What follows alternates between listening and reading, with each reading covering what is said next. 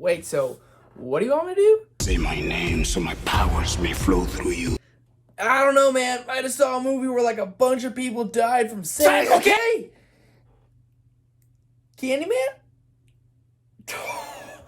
We're good.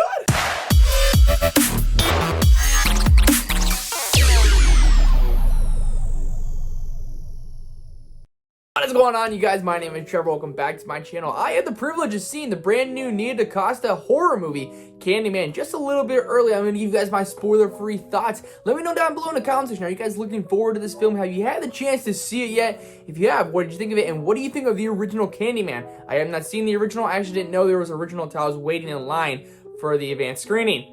That's someone told me. And I was like, wow, I probably should go and watch it. Let me know your guys' thoughts down below. Let's do this. The spiritual sequel to the horror film Candyman, 1992, that returns to the now gentrified Chicago neighborhood where the legend began. So apparently it wasn't a remake, it was a sequel. And going into this again, I really didn't know anything about it. I knew of sorts it was kind of like a slasher horror movie. Nia DaCosta, her directorial debut, if I'm not mistaken, so I was excited. And Jordan Peele is there as a producer, and he also partially wrote the screenplay for this film. So didn't really have too much expectations. The trailer sold me. It looked scary, and honestly, going in after watching this film, it kind of gave me what I was expecting. It has a great cast. Yahya Abdul is starting to come into his own. I cannot wait to see what this guy does next. But Nia DaCosta's direction works really well for this film when they're telling the legend of old, of how everything went down. They do it in such a different, unique, different way, almost like telling with puppets. And honestly, it kept you captivated. It might sound a little weird, but it really pulls you into the story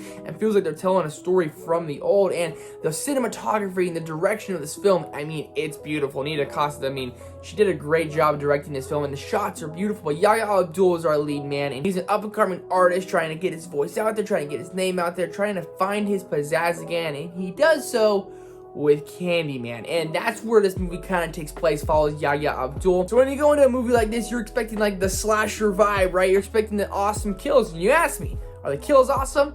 Yes, they are some of the best slasher kills I've seen in a long time. I mean, some of them, they're gory, they go for it, they're gruesome, and I mean, as a slasher fan, you're kind of laughing, and it honestly kind of makes it for a fun theater experience with these brutal, kind of out of nowhere kills sometimes, and they really go for it with this story and with this film, making it seem like it is this haunted, scary tale, and these characters seem so haunted. Everyone does a fantastic job of Candyman isn't real or Candyman is real. Don't you say that name. Candyman is a silly name at times, but we see how it affects our characters so much and how it affects certain characters more than others. And this tale is so scary of Candyman that some people still think it's fake, but lots of people know that it is real, that as it continues to go on, we are now invested in the story that much more because we believe it's real. We know it's true, and the people who were denying it are like, oh man, you guys are next. And of course, these horror movies have people making the dumb decisions. Don't say Candyman 5 times in the mirror, even though that is kind of like the main thing of this movie.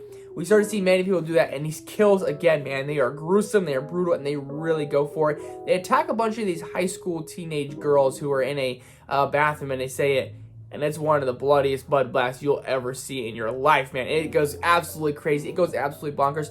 As the film started, it did take a little bit while for it to kind of find its footing, so that was kind of a little problem that I had. That the first 25-30 minutes, I feel like we didn't really go anywhere. I feel like we didn't really know the objective or mission of the film just yet. After that point, it really finds its footing. Also, for another maybe nitpick, you ask, is this movie scary because it's a horror movie? No, it's not scary. And I like a good horror movie that builds the tension around it. You think something's going to happen, then it doesn't, then it has the jump scare. That's generally how good horror movies work, at least in my opinion.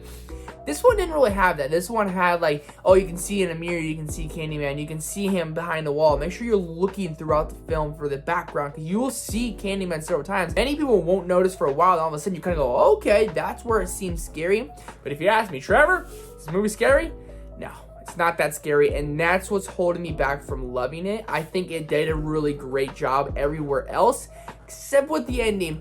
It's extremely abrupt. I mean, this movie's only an hour and a half. I thought it was a good runtime and didn't overstay its welcome.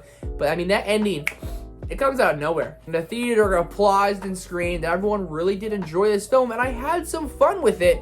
I just couldn't love it the way I wanted to. Before I give you my final score, let me know what you guys thought down below in the comment section. Let me know if you guys are excited for this movie. Definitely go and support it. I think it's worth it. Overall, this movie isn't all that scary. It's full of awesome kills, and I mean, I had a lot of fun watching it, and there's some really likable characters in this. And Yahya Abdul, cannot wait to see what he does next. And Nia DaCosta, congratulations. As for my score, I'm going to go with 3.5 out of 5, a solid 70%, 7 out of 10. Had fun with it. I need to watch it again to see if I can feel that a little bit more. There was someone behind me the whole time with the foot rocking on my seat, so maybe that took me out of it a little bit. Let me know down below if you guys are excited for this movie. Thank you guys so much for watching. Lots more content coming this week. I'm excited for all of it. I'll see you guys next time.